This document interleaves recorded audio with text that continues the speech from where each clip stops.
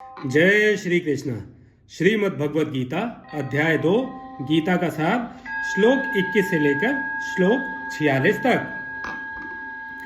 वेदा विनाशिनम नित्यम य एनमज्जमव्ययम् कथम स पुरुषः पार्थकम घातयति हन्तिकम्।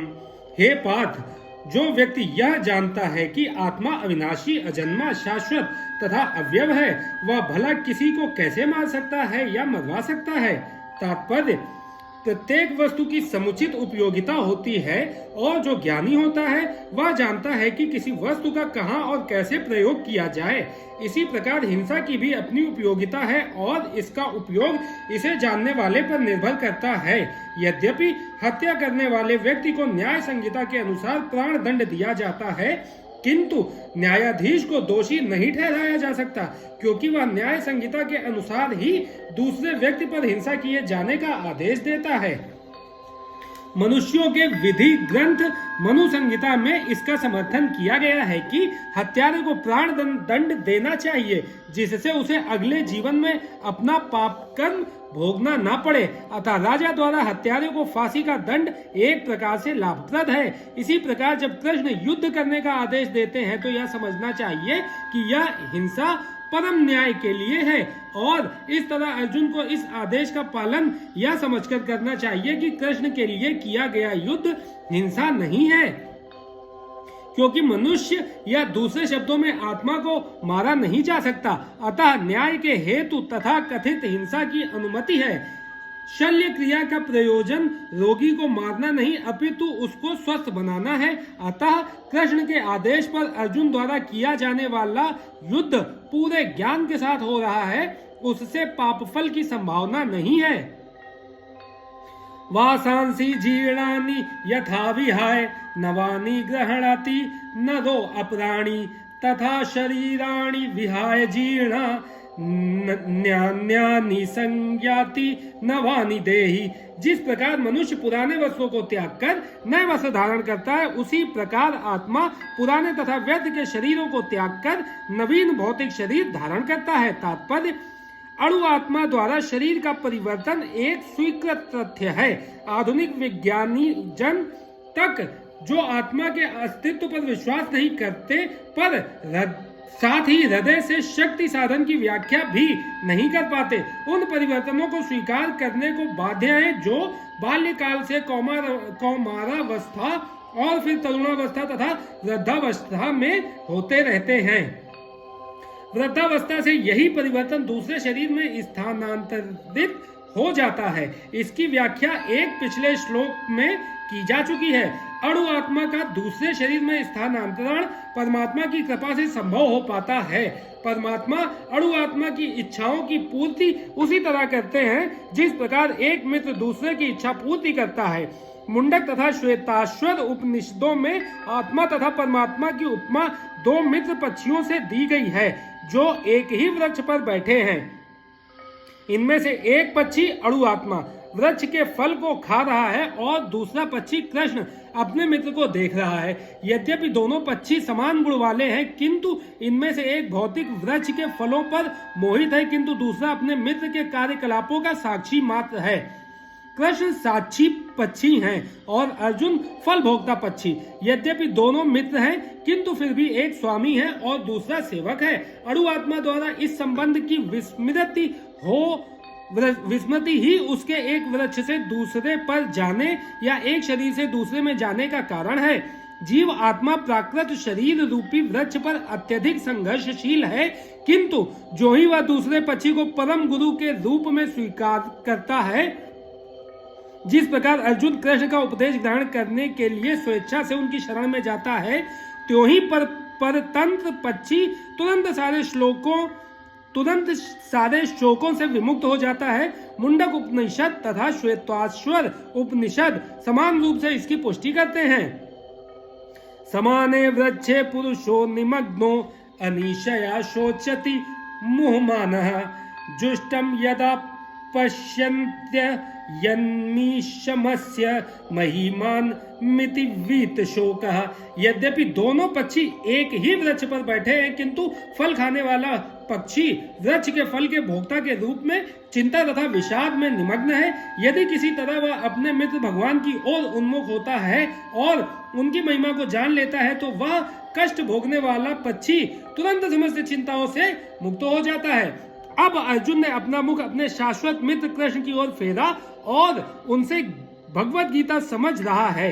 इस प्रकार वह कृष्ण से श्रवण करके भगवान की परम महिमा को समझकर शोक से मुक्त हो सकता है। यहाँ भगवान ने अर्जुन को उपदेश दिया है कि वह अपने पितामह तथा गुरु के देहांतरण पर शोक प्रकट न करे, अपितु उसे इस धर्म युद्ध में उनके शरीरों का वध करने में प्रसन्न होना चाहिए, जिससे वे सब विभिन्न शारीरिक कर्म फलों से तुरंत मुक्त हो जाएं।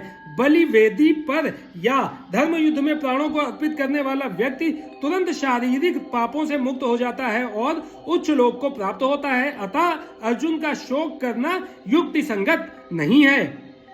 नैनम छिन्दन्ति शस्त्राणि नैनम दहति पावकः न चैनम केलयन्त्यापो न शोषयति मारुतः। यह आत्मा ना तो कभी किसी शस्त्र द्वारा खंड खंड किया जा सकता है, ना अग्नि द्वारा जलाया जा सकता है, ना जल द्वारा भिगोया या वायु द्वारा सुखाया जा सकता है। तात्पर्य, सारे हथियार, तलवार, आग्नेयास्त्र, वर्षा के अस्त्र, चक्रवात आदि आत्मा को मारने में असमर्थ हैं। ऐसा प्रतीत होता है कि आधुनिक आग्नेयास्त्रों के अतिरिक्त मिट्टी, जल, वायु, आकाश आदि के भी अनेक प्रकार के हथियार होते थे। यहाँ तक कि आधुनिक युग के नाभिकीय हथियारों की गणना भी आग्नेयास्त्रों में की जाती है, किंतु पूर्व काल में विभिन्न पार्थिव तत्वों से बने हुए हथियार होते थे। आग्नेयास्त्रों का सामना जल के वरुण हथियारों से किया जाता था, जो आधुनिक विज्ञान के लिए अज्ञात है। आधुनिक विज्ञान को चक्रवात हथियारों का भी पता नहीं है। जो भी हो, आत्मा को ना तो कभी खंड खंड किया जा सकता है, ना किन्हीं वैज्ञानिक हथियारों से उसका संहार किया जा सकता है, चाहे उनकी संख्या कितनी ही क्यों ना हो। मायावादी इसकी व्याख्या नहीं कर सकते कि जीव किस प्रकार अपने अज्ञान के कारण उत्पन्न हुआ और तत्पश्चात माया की शक्ति से आवृत हो गया। ना ही आदि परमात्मा से जीवों को विलग कर पाना संभव है। प्रत्युत सारे जीव परमात्मा से विलग हुए अंश हैं। चूंकि वे सनातन अणु आत्मा है, अतः माया द्वारा आवृत होने की उनकी प्रवृत्ति स्वाभाविक है और इस तरह वे भगवान की संगति से पृथक हो जाते हैं। जिस प्रकार अग्नि के स्फुलिंग अग्नि से विलग होते ही बुझ जाते हैं। यद्यपि इन दोनों के गुण समान होते हैं। वराह पुराण में जीवों को परमात्मा का भिन्न अंश कहा गया है। भगवत गीता के अनुसार वे भी शाश्वत रूप से ऐसे ही हैं। अतः मोह से मुक्त होकर भी जीव पृथक अस्तित्व रखता है, जैसा कि कृष्ण द्वारा अर्जुन को दिए गए उपदेशों से स्पष्ट है। अर्जुन कृष्ण के उपदेश के कारण मुक्त तो हो गया, किंतु कभी भी कृष्ण से एकाकार नहीं हुआ। अच्छेदो अय मदा हो अयम क्लेगो अशोष्य एवचा नित्या सर्वगता स्थाणु रचलो अयम सनातनः। यह आत्मा अखंडित तथा अघुलनशील है। इसे ना तो जलाया जा सकता है, ना ही सुखाया जा सकता है। यह शाश्वत सर्वव्यापी अविकारी स्थिर तथा सदैव एक सा रहने वाला है। तात्पर्य, अणु आत्मा के इतने सारे गुण यही सिद्ध करते हैं कि आत्मा पूर्ण आत्मा का अणु अंश है और बिना किसी परिवर्तन के निरंतर उसकी तरह बना रहता है। इस प्रसंग में अद्वैतवाद को व्यवहार करना कठिन है, क्योंकि अणु आत्मा कभी भी परम आत्मा के साथ मिलकर एक नहीं हो सकता। भौतिक कलमश से मुक्त होकर अणु आत्मा भगवान के तेज की किरणों की आध्यात्मिक स्फुलिंग बनकर रहना चाह सकता है, किंतु बुद्धिमान जीव तो भगवान की संगति करने के लिए वैकुंठ लोक में प्रवेश करता है। सर्वगत शब्द महत्वपूर्ण है, क्योंकि इसमें कोई संशय नहीं है कि जीव भगवान की समग्र सृष्टि में फैले हुए हैं। वे जल, थल, वायु, पृथ्वी के भीतर तथा अग्नि के भीतर भी रहते हैं। जो यह मानते हैं कि वे अग्नि में स्वाहा हो जाते हैं, वह ठीक नहीं है, क्योंकि यहाँ कहा गया है कि आत्मा को अग्नि द्वारा जलाया नहीं जा सकता। अतः इसमें संदेह नहीं कि सूर्य लोक में भी उपयुक्त प्राणी निवास करते हैं। यदि सूर्य लोक निर्जन हो तो सर्वगत शब्द निरर्थक हो जाता है। अव्यक्तो अयम चिंत्यो अयम विकार्यो अयमुच्यते तस्मादेवं विदित्वैनं नानुशोचितुमर्हसि। यह आत्मा अव्यक्त, अकल्पनीय तथा अपरिवर्तनीय कहा जाता है। यह जानकर तुम्हें शरीर के लिए शोक करना नहीं चाहिए। तात्पर्य, जैसा कि पहले कहा जा चुका है, आत्मा इतना सूक्ष्म है कि इसे सर्वाधिक शक्तिशाली सूक्ष्मदर्शी यंत्र से भी नहीं देखा जा सकता, अतः यह अदृश्य है। जहां तक आत्मा के अस्तित्व का संबंध है, श्रुति के प्रमाण के अतिरिक्त अन्य किसी प्रयोग द्वारा इसके अस्तित्व को सिद्ध नहीं किया जा सकता। हमें इस सत्य को स्वीकार करना पड़ता है, क्योंकि अनुभव गम्य सत्य होते हुए भी आत्मा के अस्तित्व को समझने के लिए कोई अन्य साधन नहीं है। हमें अनेक बातें केवल उच्च प्रमाणों के आधार पर माननी पड़ती हैं। कोई भी अपनी माता के आधार पर अपने पिता के अस्तित्व को अस्वीकार नहीं कर सकता। पिता के स्वरूप को जानने का साधन या एकमात्र प्रमाण माता है। इसी प्रकार वेदाध्ययन के अतिरिक्त आत्मा को समझने का अन्य उपाय नहीं है। दूसरे शब्दों में, आत्मा मानवीय व्यावहारिक ज्ञान द्वारा अकल्पनीय है। आत्मा चेतना है और चेतन है। वेदों के इस कथन को हमें स्वीकार करना होगा। आत्मा में शरीर जैसे परिवर्तन नहीं होते। मूलतः अविकारी रहते हुए आत्मा अनंत परमात्मा की तुलना में अणु रूप है। परमात्मा अनंत है और अणु आत्मा अति सूक्ष्म है। अतः अति सूक्ष्म आत्मा अविकारी होने के कारण अनंत आत्मा भगवान के तुल्य नहीं हो सकता। यही भाव वेदों में भिन्न भिन्न प्रकार से आत्मा के स्थायित्व की पुष्टि करने के लिए दोहराया गया है। किसी बात का दोहराना उस तथ्य को बिना किसी त्रुटि के समझने के लिए आवश्यक है। अथ चैनम नित्य जातम नित्यम वा मन्यसे मृतम तथापि त्वं महाबाहो नैनम शोची तुमहर्षि। किंतु यदि तुम यह सोचते हो कि आत्मा सदा जन्म लेता है तथा सदा मरता है, तो भी हे महाबाहु, तुम्हारे शोक करने का कोई कारण नहीं है। तात्पर्य, सदा से दार्शनिकों का ऐसा वर्ग चला आ रहा है जो बौद्धों के ही समान यह मानता है कि शरीर के परे भी आत्मा का स्वतंत्र अस्तित्व है। ऐसा प्रतीत होता है कि जब भगवान कृष्ण ने भगवत गीता का उपदेश दिया तो ऐसे दार्शनिक विद्वान थे और लोकायतिक तथा वैभाषिक नाम से जाने जाते थे। ऐसे दार्शनिकों का मत है कि जीवन के लक्षण भौतिक संयोग की एक परिपक्वावस्था में ही घटित होते हैं। आधुनिक भौतिक विज्ञानी तथा भौतिकवादी दार्शनिक भी ऐसा ही सोचते हैं। उनके अनुसार शरीर भौतिक तत्वों का संयोग है और एक अवस्था ऐसी आती है जब भौतिक तथा रासायनिक तत्वों के संयोग से जीवन के लक्षण विकसित हो उठते हैं। नितत्व विज्ञान इसी दर्शन पर आधारित है। संप्रति अनेक छद्म धर्म जिनका अमेरिका में प्रचार हो रहा है, इसी दर्शन का पालन करते हैं और साथ ही शून्यवादी अभक्त बौद्धों का अनुसरण करते हैं। यदि अर्जुन को आत्मा के अस्तित्व में विश्वास नहीं था, जैसा कि वैभाषिक दर्शन में होता है, तो भी उसके शोक करने का कोई कारण न था। कोई भी मानव थोड़े से रसायनों की क्षति के लिए शोक नहीं करता तथा अपना कर्तव्य पालन नहीं त्याग देता। दूसरी ओर आधुनिक विज्ञान तथा वैज्ञानिक युद्ध में शत्रु पर विजय प्राप्त करने के लिए ना जाने कितने टन रसायन फूंक देते हैं। वैभाषिक दर्शन के अनुसार आत्मा शरीर के क्षय होते ही लुप्त हो जाता है। अतः प्रत्येक दशा में चाहे अर्जुन इस वैदिक मान्यता को स्वीकार करता कि अणु आत्मा का अस्तित्व है या कि वह आत्मा के अस्तित्व को स्वीकार नहीं करता, उसके लिए शोक करने का कोई कारण न था। इस सिद्धांत के अनुसार चूंकि पदार्थ से प्रत्येक क्षण असंख्य जीव उत्पन्न होते हैं और नष्ट होते रहते हैं, अतः ऐसी घटनाओं के लिए शोक करने की कोई आवश्यकता नहीं है। यदि आत्मा का पुनर्जन्म नहीं होता तो अर्जुन को अपने पितामह तथा गुरु के वध करने के पाप फलों से डरने का कोई कारण न था। किंतु साथ ही कृष्ण ने अर्जुन को व्यंग पूर्वक महाबाहु कहकर संबोधित किया, क्योंकि उसे वैभाषिक सिद्धांत स्वीकार नहीं था जो वैदिक ज्ञान के प्रतिकूल है। क्षत्रिय होने के नाते अर्जुन का संबंध वैदिक संस्कृति से था और वैदिक सिद्धांतों का पालन करते रहना ही उसके लिए शोभनीय था। जातस्य ही ध्रुवो मृत्युर ध्रुवम जन्म मृतस्य च तस्माद् परिहर्याद्यथे न त्वं शोचितुमर्हसि। जिसने जन्म लिया है उसकी मृत्यु निश्चित है और मृत्यु के पश्चात पुनः जन्म भी निश्चित है। अतः अपने अपरिहार्य कर्तव्य पालन में तुम्हें शोक नहीं करना चाहिए। मनुष्य को अपने कर्मों के अनुसार जन्म ग्रहण करना होता है और एक कर्म अवधि समाप्त होने पर उसे मरना होता है, जिससे वह दूसरा जन्म ले सके। इस प्रकार मुक्ति प्राप्त किए बिना ही जन्म मृत्यु का यह चक्र चलता रहता है।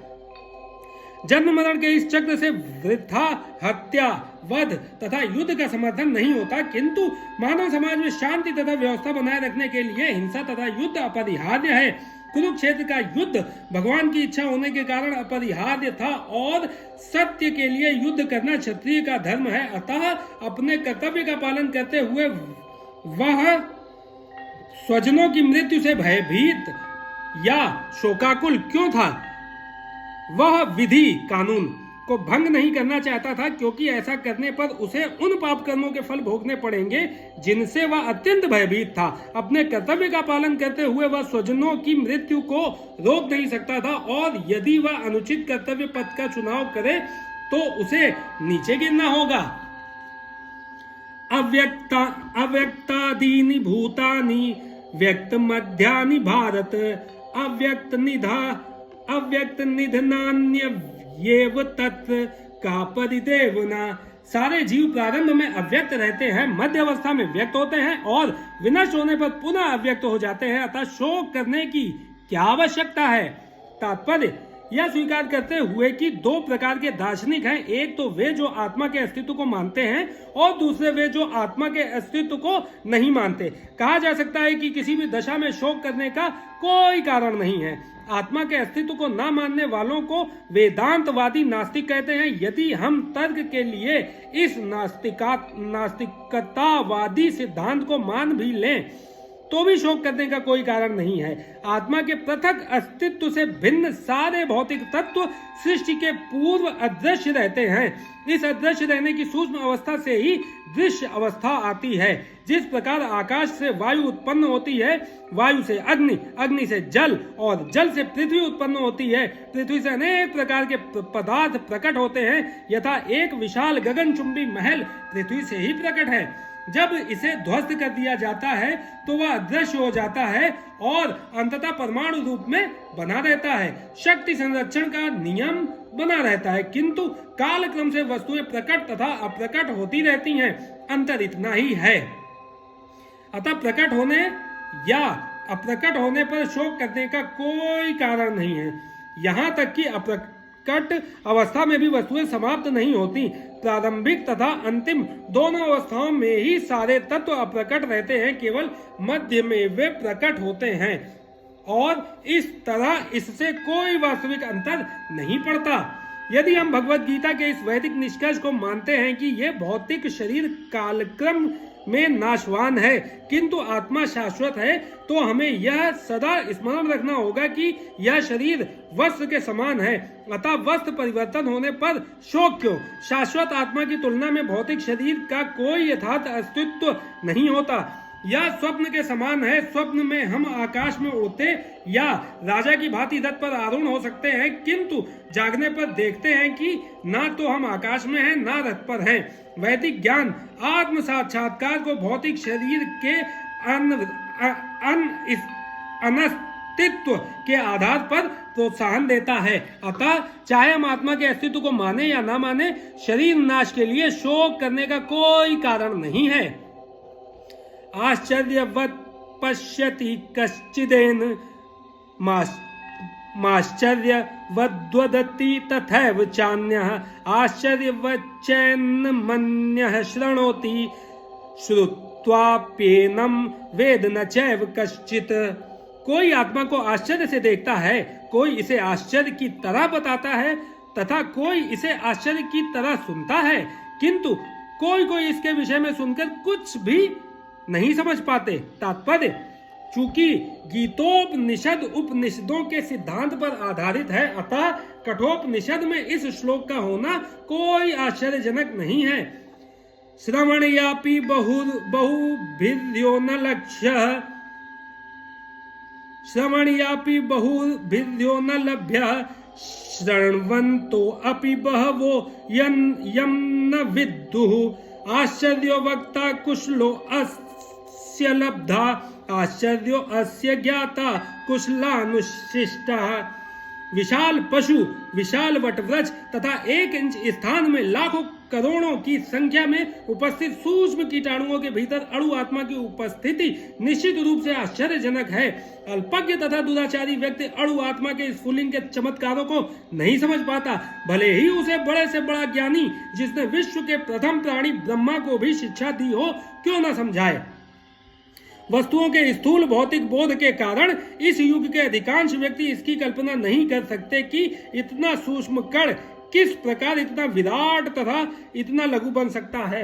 अतः लोग आत्मा को उसकी संरचना या उसके विवरण के आधार पर ही आश्चर्य से देखते हैं। इंद्रिय तृप्ति की बातों में फंसकर लोग भौतिक शक्ति से इस तरह मोहित होते हैं कि उनके पास आत्मज्ञान को समझने का अवसर ही नहीं रहता। यद्यपि यह तथ्य है कि आत्मज्ञान के बिना सारे कार्यों का दुष्परिणाम जीवन संघर्ष में पराजय के रूप में होता है। संभवतः उन्हें इसका कोई अनुमान नहीं होता कि मनुष्य को आत्मा के विषय में चिंतन करना चाहिए और दुखों का हल खोज निकालना चाहिए। ऐसे थोड़े से लोग जो आत्मा के विषय में सुनने के इच्छुक हैं, अच्छी संगति पाकर भाषण सुनते हैं, किंतु कभी कभी अज्ञानवश वे परमात्मा तथा अणु आत्मा को एक समझ बैठते हैं। ऐसा व्यक्ति खोज पाना कठिन है जो परमात्मा अणु आत्मा उनके पृथक पृथक कार्यों तथा संबंधों एवं अन्य विस्तारों को सही ढंग से समझ सके। इससे अधिक कठिन है ऐसा व्यक्ति खोज पाना जिसने आत्मा के ज्ञान से पूरा लाभ उठाया हो और जो सभी पक्षों से आत्मा की स्थिति का सही निर्धारण कर सके। किंतु यदि कोई किसी तरह से आत्मा के इस विषय को समझ लेता है तो उसका जीवन सफल हो जाता है। इस आत्मज्ञान को समझने का सरलतम उपाय यह है कि अन्य मतों से विचलित हुए बिना परम प्रमाण भगवान कृष्ण द्वारा कथित भगवत गीता के उपदेशों को ग्रहण कर लिया जाए। किंतु इसके लिए भी इस जन्म में या पिछले जन्मों में प्रचुर तपस्या की आवश्यकता होती है, तभी कृष्ण को श्री भगवान के रूप में स्वीकार किया जा सकता है। पर कृष्ण को इस रूप में जानना शुद्ध भक्तों की अहेतुक की कृपा से ही होता है, अन्य किसी उपाय से नहीं। देहि नित्यं वध्यो ययं देहे सर्वस्य भारत तस्मात् सर्वाणि भूतानि न त्वं शोचि तुमहर्षि। हे भरतवंशी, शरीर में रहने वाले का कभी भी वध नहीं किया जा सकता, अतः तुम्हें किसी भी जीव के लिए शोक करने की आवश्यकता नहीं है। तात्पर्य, अब भगवान अविकारी आत्मा विषयक अपना उपदेश समाप्त कर रहे हैं। अमर आत्मा का अनेक प्रकार से वर्णन करते हुए भगवान कृष्ण ने आत्मा को अमर तथा शरीर को नाशवान सिद्ध किया है। अतः क्षत्रिय होने के नाते अर्जुन को इस भय से कि युद्ध में उसके पितामह भीष्म तथा गुरु द्रोण मर जाएंगे, अपने कर्तव्य से विमुख नहीं होना चाहिए। कृष्ण को प्रमाण मानकर भौतिक देह से भिन्न आत्मा का पृथक अस्तित्व स्वीकार करना ही होगा। या नहीं कि आत्मा जैसी कोई वस्तु नहीं है, या कि जीवन के लक्षण रसायनों की अंतःक्रिया के फलस्वरूप एक विशेष अवस्था में प्रकट होते हैं। यद्यपि आत्मा अमर है, किंतु इससे हिंसा को प्रोत्साहित नहीं किया जाता। फिर भी युद्ध के समय हिंसा का निषेध नहीं किया जाता, क्योंकि तब इसकी आवश्यकता रहती है। ऐसी आवश्यकता को भगवान की आज्ञा के आधार पर उचित ठहराया जा सकता है, स्वेच्छा से नहीं। स्वधर्ममपि चावेच्छ न विकम्पतिर्मर्हसि धर्माधियुद्धाच्छयो अन्यत्यक्षत्रियस्त न विद्यते। क्षत्रिय होने के नाते अपने विशिष्ट धर्म का विचार करते हुए तुम्हें जानना चाहिए कि धर्म के लिए युद्ध करने से बढ़कर तुम्हारे लिए अन्य कोई कार्य नहीं है, अतः तुम्हें संकोच करने की कोई आवश्यकता नहीं है। तात्पर्य, सामाजिक व्यवस्था के चार वर्णों में द्वितीय वर्ण उत्तम शासन के लिए है और क्षत्रिय कहलाता है। छत का अर्थ है चोट खाया हुआ, जो क्षति से रक्षा करे वह क्षत्रिय कहलाता है। क्षत्रियों को वन में आखेट करने का प्रशिक्षण दिया जाता है। क्षत्रिय जंगल में जाकर शेर को ललकारता है और उससे आमने सामने अपनी तलवार से लड़ता है। शेर की मृत्यु होने पर उसकी राजसी ढंग से अंत्येष्टि की जाती थी। आज भी जयपुर रियासत के क्षत्रिय राजा इस प्रथा का पालन करते हैं। क्षत्रियों को विशेष रूप से ललकारने तथा मारने की शिक्षा दी जाती है, क्योंकि कभी कभी धार्मिक हिंसा अनिवार्य होती है। इसलिए क्षत्रियों को सीधे संन्यासाश्रम ग्रहण करने का विधान नहीं है। राजनीति में अहिंसा कूटनीतिक चाल हो सकती है, किंतु यह कभी भी कारण या सिद्धांत नहीं रही। धार्मिक संहिताओं में उल्लेख मिलता है, आहवेशु मिथ्या अन्योन्यम जिंघासंतो महीचिता युद्धमाना परम शक्त्या स्वर्गम यान्त्यपरांगमुखा यज्ञेषु पशवो ब्रह्मन् हन्यन्ते सततम दुजय संस्कृता किल मंत्रश्च ते अपि स्वर्गम वाप्नुवन्। युद्ध में विरोधी ईर्ष्यालु राजा से संघर्ष करते हुए मरने वाले राजा या क्षत्रिय को मृत्यु के अनंतर वे ही उच्च लोक प्राप्त होते हैं जिनकी प्राप्ति यज्ञाग्नि में मारे गए पशुओं की होती है। अतः धर्म के लिए युद्ध भूमि में वध करना तथा याज्ञिक अग्नि के लिए पशुओं का वध करना हिंसा कार्य नहीं माना जाता, क्योंकि इसमें निहित धर्म के कारण प्रत्येक व्यक्ति को लाभ पहुंचता है और यज्ञ में बलि दिए गए पशु को एक स्वरूप से दूसरे में बिना विकास प्रक्रिया के ही तुरंत मनुष्य का शरीर प्राप्त हो जाता है। इसी तरह युद्ध भूमि में मारे गए क्षत्रिय यज्ञ संपन्न करने वाले ब्राह्मणों को प्राप्त होने वाले स्वर्ग लोक में जाते हैं। स्वर्ग धर्म दो प्रकार का होता है। जब तक मनुष्य मुक्त नहीं हो जाता तब तक मुक्ति प्राप्त करने के लिए धर्म के अनुसार शरीर विशेष के कर्तव्य करने होते हैं। जब वह मुक्त हो जाता है तो उसका विशेष कर्तव्य या स्वधर्म आध्यात्मिक हो जाता है और देहात्म बुद्धि में नहीं रहता। जब तक देहात्म बुद्धि है तब तक ब्राह्मणों तथा क्षत्रियों के लिए स्वधर्म पालन अनिवार्य होता है। स्वधर्म का विधान भगवान द्वारा होता है, जिसका स्पष्टीकरण चतुर्थ अध्याय में किया जाएगा। शारीरिक स्तर पर स्वधर्म को वर्णाश्रम धर्म अथवा आध्यात्मिक बोध का प्रथम सोपान कहते हैं। वर्णाश्रम धर्म अर्थात प्राप्त शरीर के विशिष्ट गुणों पर आधारित स्वधर्म की अवस्था से मानवीय सभ्यता का शुभारंभ होता है। वर्णाश्रम धर्म के अनुसार किसी कार्य क्षेत्र में स्वधर्म का निर्वाह करने से जीवन के उच्चतर पद को प्राप्त किया जा सकता है। यद्रक्ष्या चोपपन्नम स्वर्ग द्वारम पाव्रतम सुखिनः क्षत्रियः पार्थ लभ्यन्ते युद्धमीदृशम्। हे पार्थ, वे क्षत्रिय सुखी हैं जिन्हें ऐसे युद्ध के अवसर अपने आप प्राप्त होते हैं जिससे उनके लिए स्वर्ग लोक के द्वार खुल जाते हैं। तात्पर्य, विश्व के परम गुरु भगवान कृष्ण अर्जुन की इस प्रवृत्ति की भर्त्सना करते हैं जब वह कहता है कि उसे इस युद्ध में कुछ भी तो लाभ नहीं दिख रहा है, इससे नरक में शाश्वत वास करना होगा। अर्जुन द्वारा ऐसे वक्तव्य केवल अज्ञान जन्य थे। वह अपने स्वधर्म के आचरण में अहिंसक बनना चाह रहा था, किंतु एक क्षत्रिय के लिए युद्ध भूमि में स्थित होकर इस प्रकार अहिंसक बनना मूर्खों का दर्शन है। पराशर स्मृति में व्यास देव के पिता पराशर ने कहा है, क्षत्रियो ही प्रजारक्षन् शस्त्र पाणि प्रदंडयन् निर्जित्य पर सैन्यादि क्षितिम धर्मेण पालयेत्। क्षत्रिय का धर्म है कि वह सभी क्लेशों से नागरिकों की रक्षा करे, इसीलिए उसे शांति तथा व्यवस्था बनाए रखने के लिए हिंसा करनी पड़ती है। अतः उसे शत्रु राजाओं के सैनिकों को जीत कर धर्म पूर्वक संसार पर राज्य करना चाहिए। यदि सभी पक्षों पर विचार करें तो अर्जुन को युद्ध से विमुख होने का कोई कारण नहीं था। यदि वह शत्रुओं को जीतता है तो राज्य भोग करेगा और यदि वह युद्ध भूमि में मरता है तो स्वर्ग को जाएगा, जिसके द्वार उसके लिए खुले हुए हैं। युद्ध करने से उसे दोनों ही तरह लाभ होगा। अथ चेत्त्वमिमं धर्म्य संग्रामं न करिष्यसि तत् स्वधर्म कीर्ति चाहित्वा पापम वापस्यसि। किंतु यदि तुम युद्ध करने के स्वधर्म को संपन्न नहीं करते हो तो तुम्हें निश्चित रूप से अपने कर्तव्य की उपेक्षा करने का पाप लगेगा और तुम योद्धा के रूप में अपना यश खो दोगे। तात्पर्य, अर्जुन विख्यात योद्धा था जिसने शिव आदि अनेक देवताओं से युद्ध करके यश अर्जित किया था। शिकारी के वेश में शिवजी से युद्ध करके तथा उन्हें हराकर अर्जुन ने उन्हें प्रसन्न किया था और वर के रूप में पाशुपतास्त्र प्राप्त किया था। सभी लोग जानते थे कि वह एक महान योद्धा है। स्वयं द्रोणाचार्य ने उसे आशीष दिया था कि एक विशेष आशीष दिया था और एक विशेष अस्त्र प्रदान किया था जिससे वह अपने गुरु का भी वध कर सकता था। इस प्रकार वह अपने धर्म पिता एवं स्वर्ग के राजा इंद्र समेत अनेक अधिकारियों से अनेक युद्धों के प्रमाण पत्र प्राप्त कर चुका था, किंतु यदि वह इस समय युद्ध का परित्याग करता है तो वह न केवल क्षत्रिय धर्म की उपेक्षा का दोषी होगा अपितु उसके यश की भी हानि होगी और वह नरक जाने के लिए अपना मार्ग तैयार कर लेगा। दूसरे शब्दों में वह युद्ध करने से नहीं अपितु युद्ध से पलायन करने के कारण नरक का भागी होगा।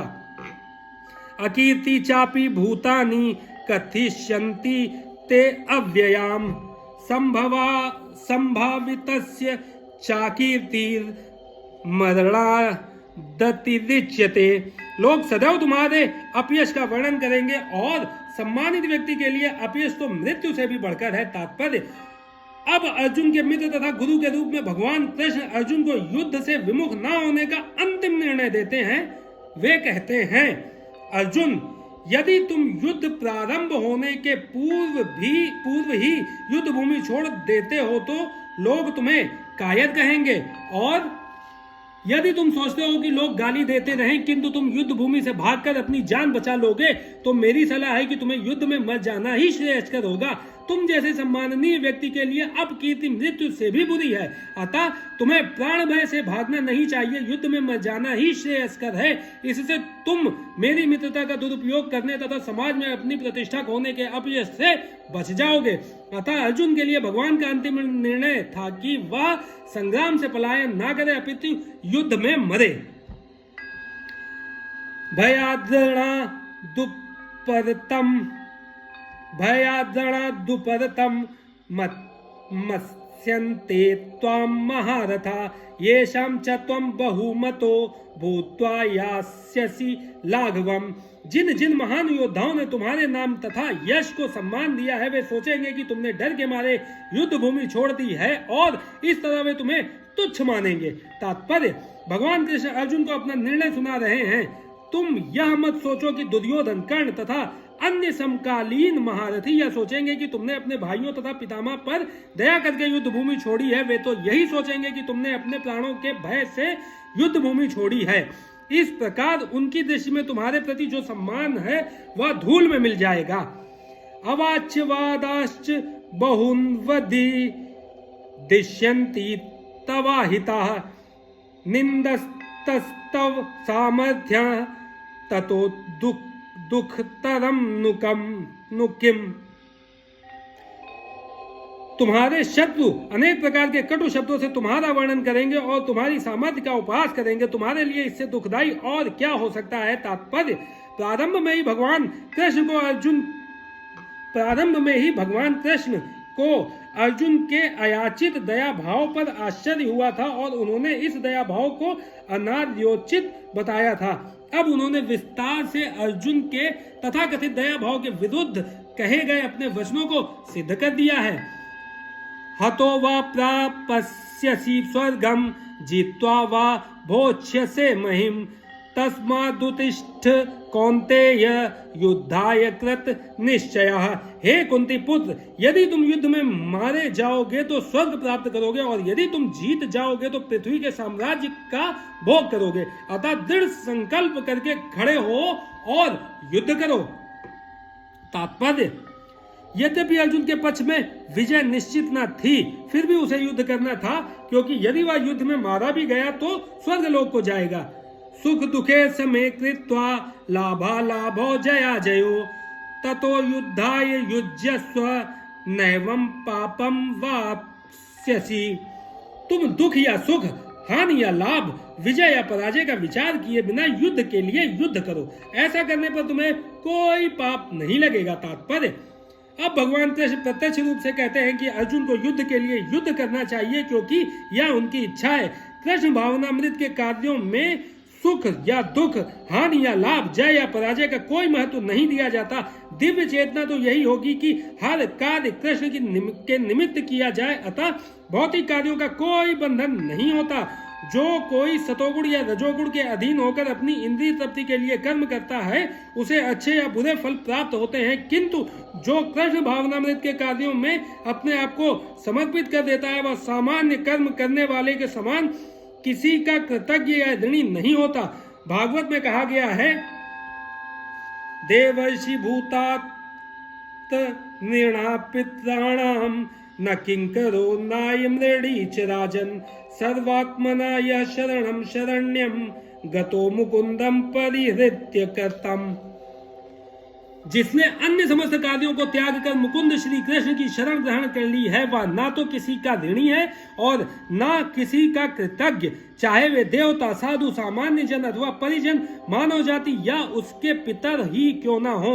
इस श्लोक में कृष्ण ने अर्जुन को अप्रत्यक्ष रूप से इसी का संकेत किया है। इसकी व्याख्या अगले श्लोकों में और भी स्पष्टता से की जाएगी। एषा ते अभिहिता सांख्ये बुद्धिर्योगे त्विमां श्रेणु बुद्धया युक्तो यया पार्थ कर्म बंधम प्रहास्यसि। यहाँ मैंने वैश्लेषिक अध्ययन द्वारा इस ज्ञान का वर्णन किया है। अब निष्काम भाव से कर्म करना बता रहा हूँ, उसे सुनो।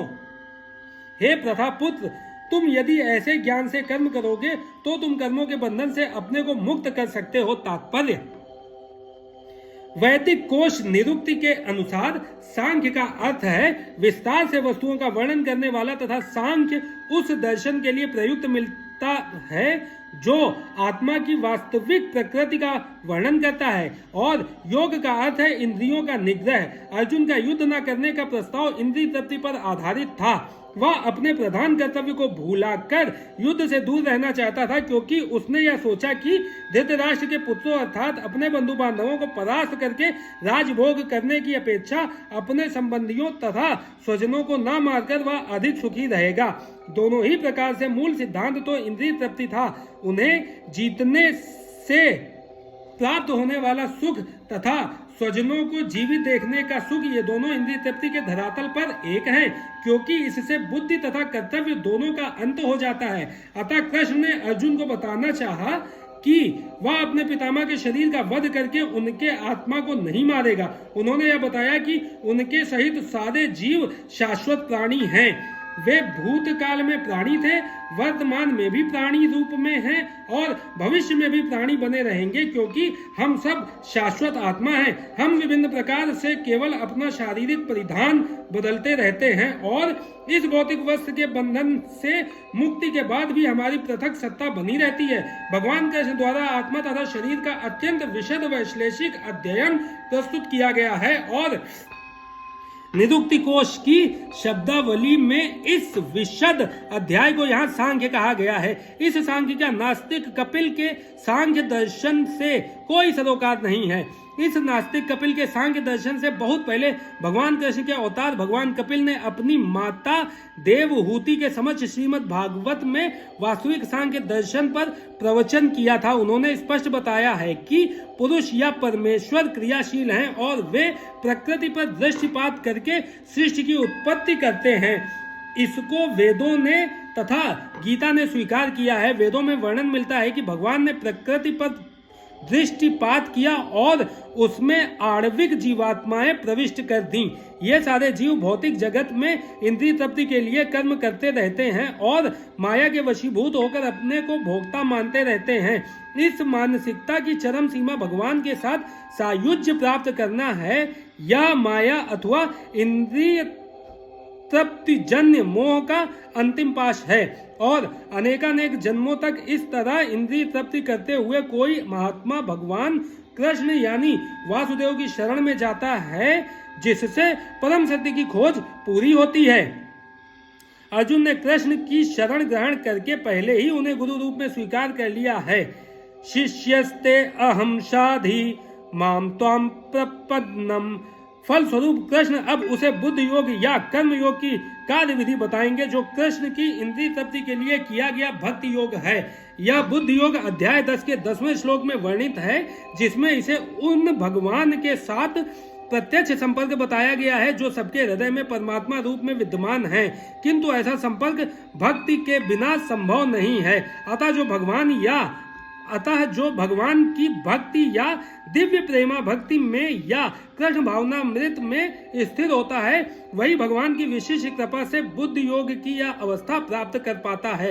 अतः भगवान को कहते हैं कि जो लोग दिव्य प्रेमवश भक्ति में निरंतर लगे रहते हैं उन्हें ही वे भक्ति का विशुद्ध ज्ञान प्राप्त करते हैं। इस प्रकार भक्त सरलता से उनके चिदानंदमय धाम में पहुंच सकते हैं।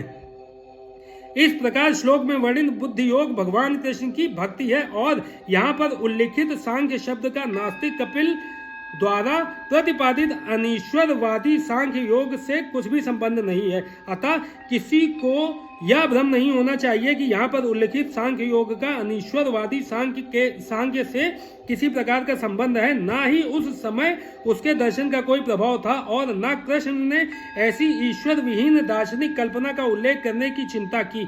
वास्तविक सांख्य दर्शन का वर्णन भगवान कपिल द्वारा श्रीमद् भागवत में हुआ है, किंतु वर्तमान प्रकरणों में उस सांख्य से भी कोई सरोकार नहीं है। यहाँ सांख्य का अर्थ है शरीर तथा आत्मा का वैश्लेषिक अध्ययन।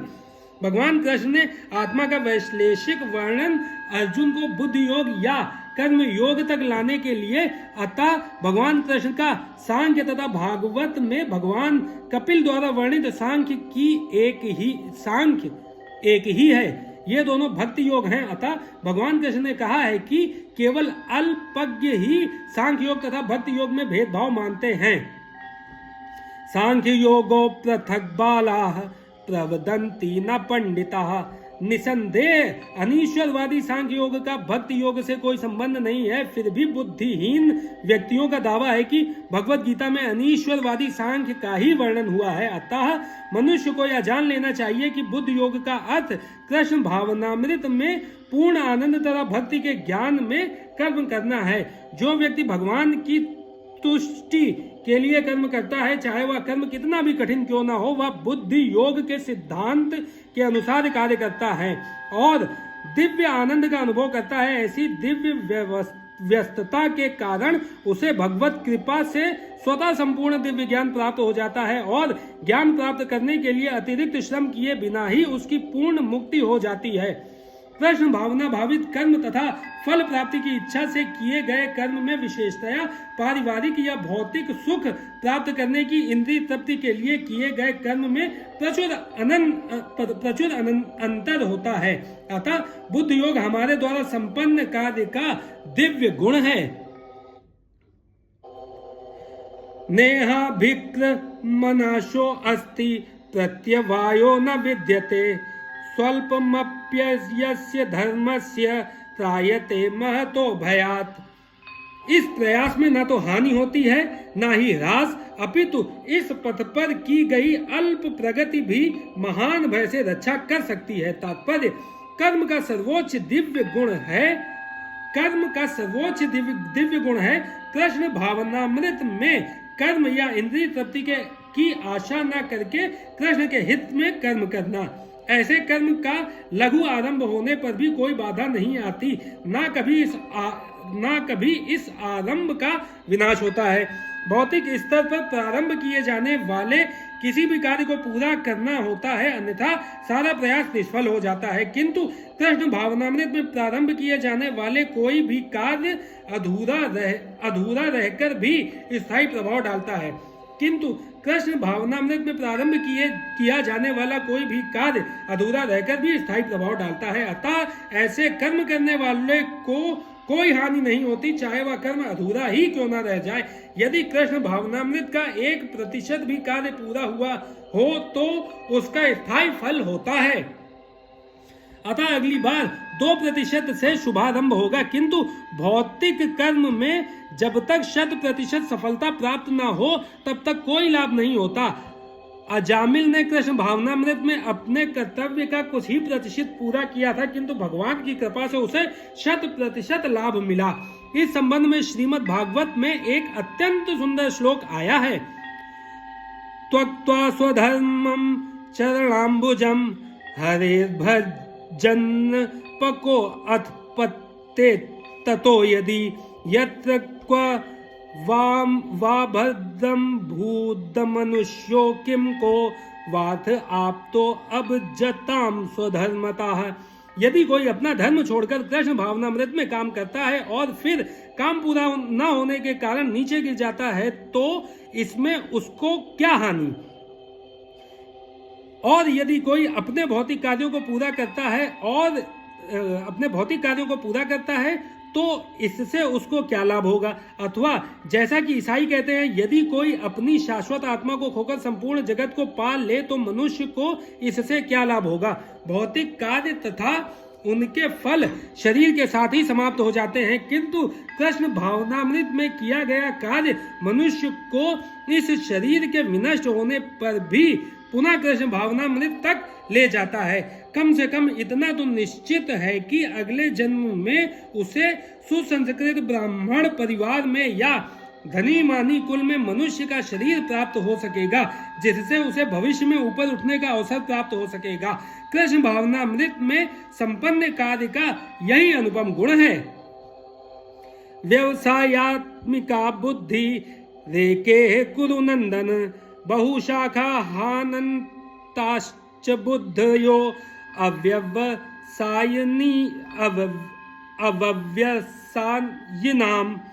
जो इस मार्ग पर चलते हैं वे प्रयोजन में दृढ़ रहते हैं और उनका लक्ष्य भी एक होता है। हे गुरु नंदन, जो दृढ़ प्रतिज्ञ नहीं है उनकी बुद्धि अनेक शाखाओं में विभक्त रहती है। तात्पर्य, यह दृढ़ श्रद्धा की कृष्ण भावनामृत द्वारा मनुष्य जीवन की सर्वोच्च सिद्धि प्राप्त कर सकेगा। यह दृढ़ श्रद्धा की कृष्ण भावनामृत द्वारा मनुष्य जीवन की सर्वोच्च सिद्धि प्राप्त कर सकेगा। व्यावसायिका बुद्धि कहलाती है। चैतन्य चरितामृत में कहा गया है, श्रद्धा शब्दे विश्वास कहे सुदृढ़ निश्चय, कृष्णे भक्ति कैले सर्व कर्म कृत है। श्रद्धा का अर्थ है किसी अलौकिक वस्तु में अटूट विश्वास। जब कोई कृष्ण भावनामृत के कार्यों में लगा होता है तो उसे परिवार, मानवता या राष्ट्रीयता से बंधकर कार्य करने की आवश्यकता नहीं होती। पूर्व में किए गए शुभ अशुभ कर्मों के फल ही उसे सकाम कर्मों में लगाते हैं। जब कोई कृष्ण भावनामृत में संलग्न हो तो उसे अपने कार्यों के शुभ फल के लिए प्रयत्नशील नहीं रहना चाहिए। जब कोई कृष्ण भावनामृत में लीन होता है तो उसके सारे कार्य आध्यात्मिक धरातल पर होते हैं, क्योंकि उनमें अच्छे तथा बुरे का द्वैत नहीं रह जाता। कृष्ण भावनामृत की सर्वोच्च सिद्धि देहात्म बुद्धि का त्याग है। कृष्ण भावनामृत की प्रगति के साथ क्रमशः यह अवस्था स्वतः प्राप्त हो जाती है। कृष्ण भावना भावित व्यक्ति का दृढ़ निश्चय ज्ञान पर आधारित है। वासुदेवः सर्वम् इति स महात्मा सुदुर्लभः। कृष्ण भावना भावित व्यक्ति अत्यंत दुर्लभ जीव है, जो भली भांति जानता है कि वासुदेव या कृष्ण समस्त प्रकट कारणों के मूल कारण है। जिस प्रकार वृक्ष की जड़ सींचने पर स्वतः ही पत्तियों पर तथा टहनियों में जल पहुंच जाता है, उसी तरह कृष्ण भावना भावित होने पर मनुष्य प्रत्येक प्राणी की अर्थात अपनी परिवार की, समाज की, मानवता की सर्वोच्च सेवा कर सकता है। यदि मनुष्य के कर्मों से कृष्ण प्रसन्न हो जाए तो प्रत्येक व्यक्ति संतुष्ट होगा।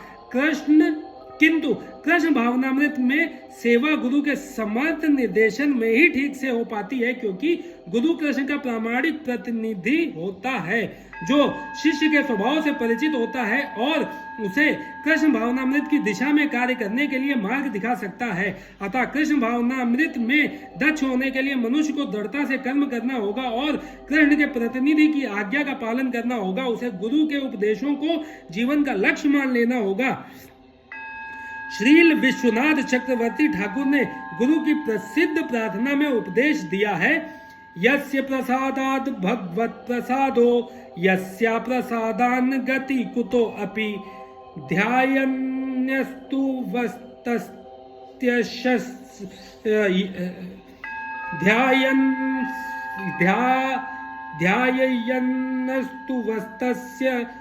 यशस्ति संध्यम वंदे गुरु श्री चरणारविंदम।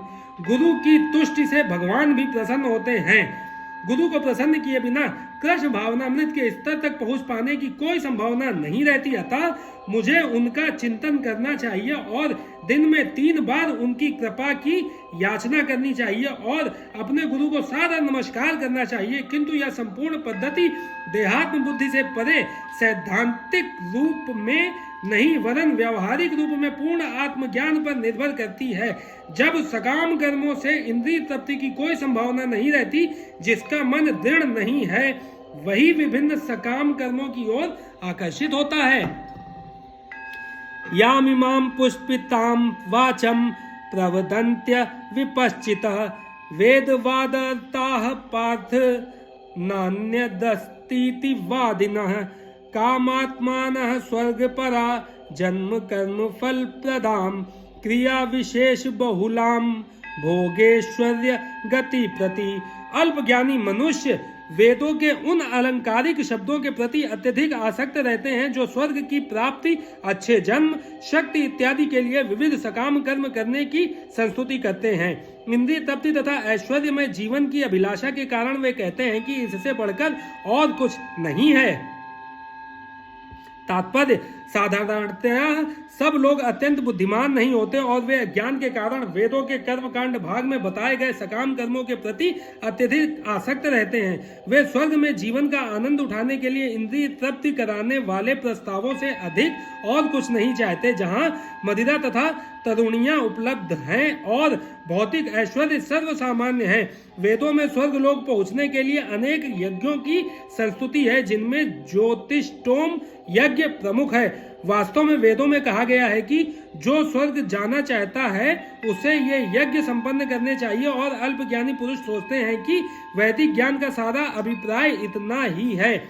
ऐसे लोगों के लिए कृष्ण भावनामृत के दृढ़ कर्म में स्थित हो पाना अत्यंत कठिन है। जिस प्रकार मूर्ख लोग विषैले वृक्षों के फूलों के प्रति बिना यह जाने कि इस आकर्षण का फल क्या होगा आसक्त रहते हैं, उसी प्रकार अज्ञानी व्यक्ति स्वर्गिक ऐश्वर्य तथा तज्जनित इंद्रिय भोग के प्रति आकृष्ट रहते हैं। वेदों के कर्मकांड भाग में कहा गया है, अपाम सोममृता अभूम तथा अच्छय्यम हवै चातुर्मास्य याजिनः सुकृतम भवति। दूसरे शब्दों में जो लोग चातुर्मास तप करते हैं वे अमर तथा सदा सुखी रहने के लिए सोमरस पीने के अधिकारी हो जाते हैं। यहाँ तक कि इस पृथ्वी में भी कुछ लोग सोमरस के लिए अत्यंत इच्छुक रहते हैं, जिससे वे बलवान बने और इंद्रिय तृप्ति का सुख भोग पाने में समर्थ हों। ऐसे लोगों को भवबंधन से मुक्ति में कोई श्रद्धा नहीं होती और वे वैदिक यज्ञों की तड़क भड़क में विशेष आसक्त रहते हैं। वे सामान्यतः विषयी होते हैं और जीवन में स्वर्गिक आनंद के अतिरिक्त और कुछ नहीं चाहते। कहा जाता है कि स्वर्ग में नंदनकानन नामक अनेक उद्यान हैं, जिनमें दैवी सुंदरी स्त्रियों का संग तथा प्रचुर मात्रा में सोमरस उपलब्ध है। ऐसा शारीरिक सुख निसंदेह विषयी है। अतः ये लोग वे हैं जो भौतिक जगत के स्वामी बनकर ऐसे भौतिक अस्थायी सुख के प्रति आसक्त हैं। भोग ऐश्वर्य प्रसक्तानाम तयापहरत चेतसाम व्यवसायात्मिका बुद्धि समाधो न विधीयते। जो लोग इंद्रिय भोग तथा भौतिक ऐश्वर्य के प्रति अत्यधिक आसक्त होने से ऐसी वस्तुओं में से मोहग्रस्त हो जाते हैं, उनके मनों में भगवान के प्रति भक्ति का दृढ़ निश्चय नहीं होता। तात्पर्य, समाधि का अर्थ है स्थिर मन। वैदिक शब्दकोश निरुक्ति के अनुसार सम्यक अधीयते अस्मिन्नात्मतत्त्वयाथात्म्यम्। जब मन आत्मा को समझने में स्थिर रहता है तो उसे समाधि कहते हैं। जो लोग इंद्रिय भोग में रुचि रखते हैं अथवा जो ऐसी क्षणिक वस्तुओं से मोहग्रस्त हैं, उनके लिए समाधि कभी भी संभव नहीं है। माया के चक्कर में पड़कर वे न्यूनाधिक पतन को प्राप्त होते हैं। त्रैगुण्य विषया वेदा निस्त्रैगुण्यो भवार्जुन निन्द्वन्द्वो नित्य सत्वस्थो निर्योग क्षेम आत्मवान। वेदों में मुख्यतः प्रकृति के 3 गुणों का वर्णन हुआ है। हे अर्जुन, इन तीनों गुणों से ऊपर उठो। समस्त द्वैतों और लाभ तथा सुरक्षा की सारी चिंताओं से मुक्त होकर आत्मपरायण बनो। तात्पर्य, सारे भौतिक कार्यों में प्रकृति के तीनों गुणों की क्रियाएं तथा प्रतिक्रियाएं निहित होती हैं। इनका उद्देश्य कर्मफल होता है जो भौतिक जगत में बंधन का कारण है। वेदों में मुख्यतः सकाम कर्मों का वर्णन है जिससे सामान्य जन क्रमशः इंद्रिय तृप्ति के क्षेत्र से उठकर आध्यात्मिक धरातल तक पहुंच सके। कृष्ण अपने शिष्य तथा मित्र के रूप में अर्जुन को सलाह देते हैं कि वह वेदांत दर्शन के आध्यात्मिक पद तक ऊपर उठे, जिसका प्रारंभ ब्रह्म जिज्ञासा अथवा परम आध्यात्मिक पद प्रश्नों से होता है। इस भौतिक जगत के सारे प्राणी अपने अस्तित्व के लिए कठिन संघर्ष करते हैं। उनके लिए भगवान ने इस भौतिक जगत की सृष्टि करने के पश्चात वैदिक ज्ञान प्रदान किया जो जीवन यापन तथा भव बंधन से छूटने का उपदेश देता है। जब इंद्रिय तृप्ति के कार्य तथा कर्मकांड समाप्त हो जाते हैं तो उपनिषदों के रूप में भगवत साक्षात्कार का अवसर प्रदान किया जाता है। ये उपनिषद विभिन्न वेदों के अंश हैं, उसी प्रकार जैसे भगवत गीता पंचम वेद महाभारत का एक अंग है। उपनिषदों से आध्यात्मिक जीवन का शुभारंभ होता है। जब तक भौतिक शरीर का अस्तित्व है तब तक भौतिक गुणों की क्रियाएं प्रतिक्रियाएं होती रहती हैं। मनुष्य को चाहिए कि सुख दुख या शीत ग्रीष्म जैसी द्वैतताओं को सहन करना सीखे और इस प्रकार हानि या लाभ की चिंता से मुक्त हो जाए। जब मनुष्य कृष्ण की इच्छा पर पूर्णतः आश्रित रहता है तो यह दिव्य अवस्था प्राप्त होती है। यावनर्थ उपदाने सर्वतः संलुप्तोदके तावान सर्वेषु वेदेषु ब्राह्मणस्य विजानता। श्लोक 46। एक छोटे से कूप का सारा कार्य एक विशाल जलाशय से तुरंत पूरा हो जाता है। इसी प्रकार वेदों के आंतरिक तात्पर्य जानने वाले को उनके सारे प्रयोजन सिद्ध हो जाते हैं। तात्पर्य, वेदों के कर्म कांड विभाग में वर्णित अनुष्ठानों एवं यज्ञों का ध्येय आत्म साक्षात्कार के क्रमिक विकास को प्रोत्साहित करना है और आत्म साक्षात्कार का ध्येय भगवत गीता के 15वें अध्याय में इस प्रकार स्पष्ट किया गया है। वेद अध्ययन का ध्येय जगत के आदि कारण भगवान कृष्ण को जानना है। अतः आत्म साक्षात्कार का अर्थ है कृष्ण को तथा उनके साथ अपने शाश्वत संबंध को समझना। कृष्ण के साथ जीवों के संबंध का भी उल्लेख भगवत गीता के 15वें अध्याय में ही हुआ है। जीवात्माएं भगवान के अंश रूप हैं, अतः प्रत्येक जीव द्वारा कृष्ण भावनामृत को जागृत करना वैदिक ज्ञान की सर्वोच्च पूर्णावस्था है। श्रीमद् भागवत में इसकी पुष्टि इस प्रकार हुई है। अहोबत श्रप चो अतो गरियान यज्जिग्रावे